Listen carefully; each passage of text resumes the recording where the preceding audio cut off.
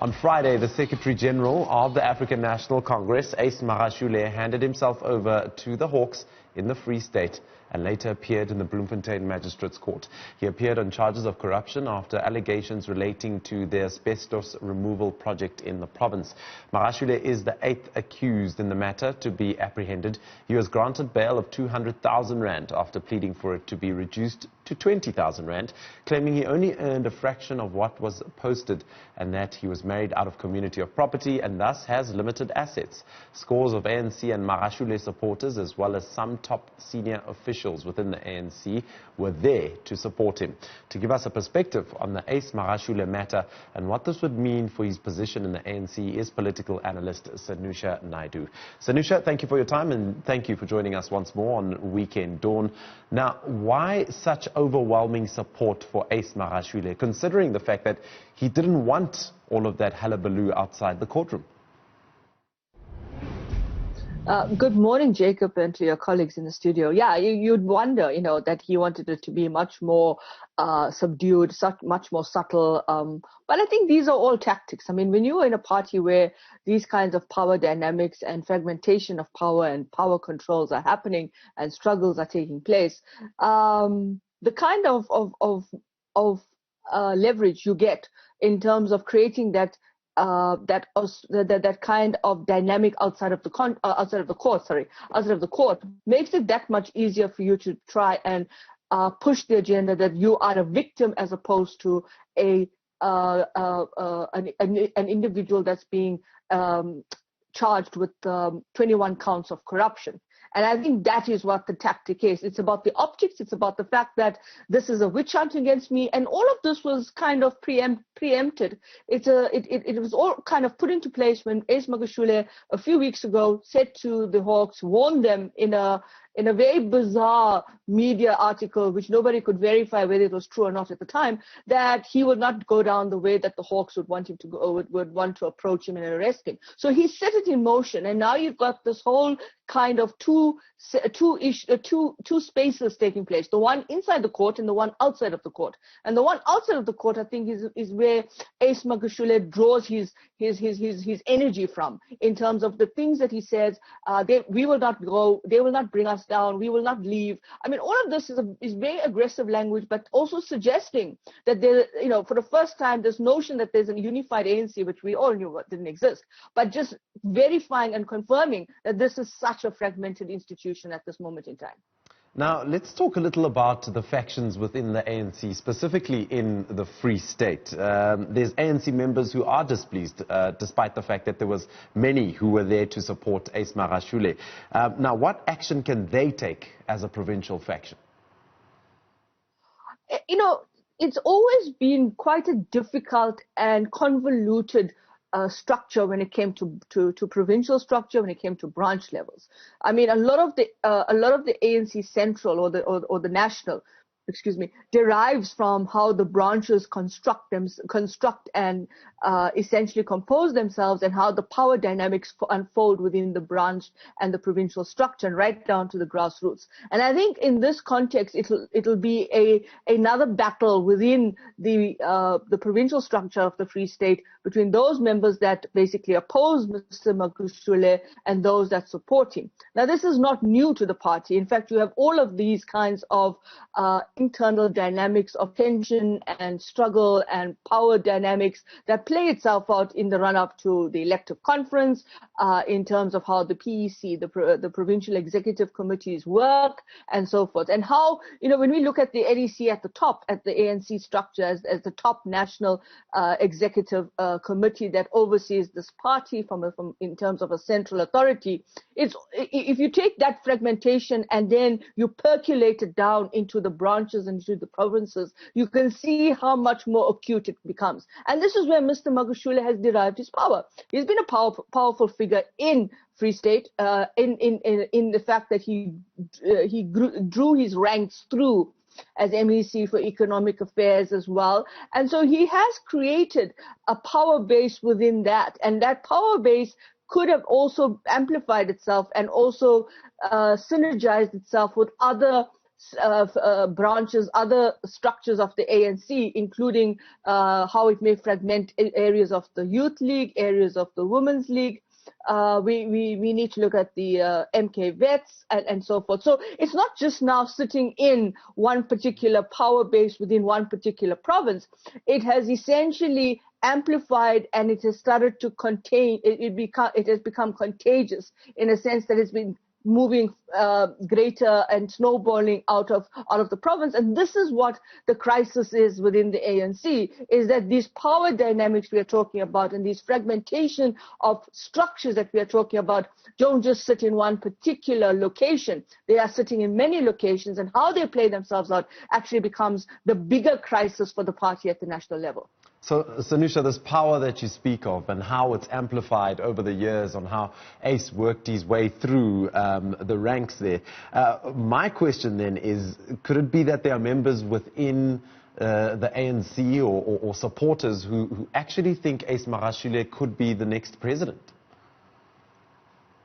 I think nothing should be taken for granted. Nobody's view should be ignored, particularly because these are the ways in which dynamics around political posturing takes place within a party and outside of a party. So in terms of what we may call distributional coalitions, people within a party, interest groups within a party that have very vested interests about what they want to achieve and who they want to propel to achieve that. So yes, they could very well be that this is the last stance, that this group that comes out of the Jacob Zuma era, that somehow got people thought that it was muted because Mr. Zuma was asked to vacate the presidency of the ANC last year, and of course eventually compelled to do so. I think people thought, okay, there's President Ramaphosa, he's got some control, but no, we know that these things don't take place in a vacuum. It's very much about how it actually amplifies also within the bureaucracy of the state. And there are those interest groups and lobby groups and advocates within the party who may have very particular views as to why they want a particular individual in a particular position, or how the NEC's election and the list came about. Particularly also if you look at the list for the upcoming local government election. So I think we can't ignore that. If we do, we do it at our own peril. But we also have to start thinking about, we know that the damage is there, it's done, but the optics and all of that becomes even more critical in terms of going forward. So if there is a group in the ANC who feel that they want Mr. Ace Magashule to be the next president of the party, let's talk about 2022 and then 2024, I think it is, then we need to be much clearer about how these dynamics are going to play out, because 2022 is not that far away. And if we are sitting here right now having these conversations, then we know that there is definitely movement afoot in this regard. And are we seeing the president himself, Cyril Ramaphosa, also being at play and trying to stop this possibility of Ace Magashule becoming the next ANC president by aligning the NPA to actually take action on this asbestos deal from 2014? I can't answer that question because I don't know what is in the mind of President Ramaphosa but I think the point to be made about this MPA and the super agency and coming together and taking a strong position on corruption, I think that's the issue that we should be deliberating and discussing, because I think that it's about this idea that we can't continue to do what we are doing and continue to allow what is happening with regard to the way in which corruption has become a serious rot within society and a serious rot within our governance body of the state. And so what the president had said at the briefing after the NEC meeting previously, where there will be those that will be asked to step aside in terms of the alleged corruption cases that are lodged against them, I think brings into play this very notion of what President Ramaphosa is trying to achieve in trying to sanitize, clean up government and clean up the whole question of the issue of business and irregularities around contracts and tender processes and so forth. And if it means that one of the senior members in the ANC has been allegedly charged with that corruption, then it means that the course of the law has to take its due process. Unfortunately, Mr. Magashule is a big figure. He's a big name, and I think what has been very interesting for me is those that have been pushed to say we're going to basically step aside, and those that are at the top who may resist being pushed aside, as Magashule has indicated and demonstrated in his response to the crowds outside, and even before this, where he said he will not go. I think this now tells us and is the litmus in terms of dealing with corruption and having corruption rooted out in terms of the legal process. And we're now seeing that the big names, the big kinds of issues that are coming to the fore, we are seeing a resistance, a push back against that. And this is the bigger question about who is going to leave and who is going to stay, because it seems to me that it's easy to get the foot soldiers at the bottom to leave, whilst the bigger names at the top will be much more harder because of the dynamics of the power play and the fragmentation and power struggles that are currently taking place in the party. Sanusha, do you think then the NEC meeting, or an imminent NEC meeting, is on the cards where a decision will be made on Magashule's position in the party? If I'm a fly on the wall at that meeting, I think it's going to be a really, really intense battle because of how delicately balanced the NEC is. Where do people find themselves on either side of the divide on the issue? And I think that there's going to be a lot of kind of pushback from those that are going to see Ace Magashule as an ally to them. Obviously, Mr. Magashule has threatened that he's got a lot of information on people, and that he's willing to divulge it. Again, it seems to me another Zuma tactic in terms of how to manipulate the space. But I think at this end of the day, it's going to be a key driver, because if indeed, let's assume that the NEC meeting makes a decision and they say, right, he has to basically take leave because he can't be in this position given the legal issues that surround him. Then I think they set a precedent.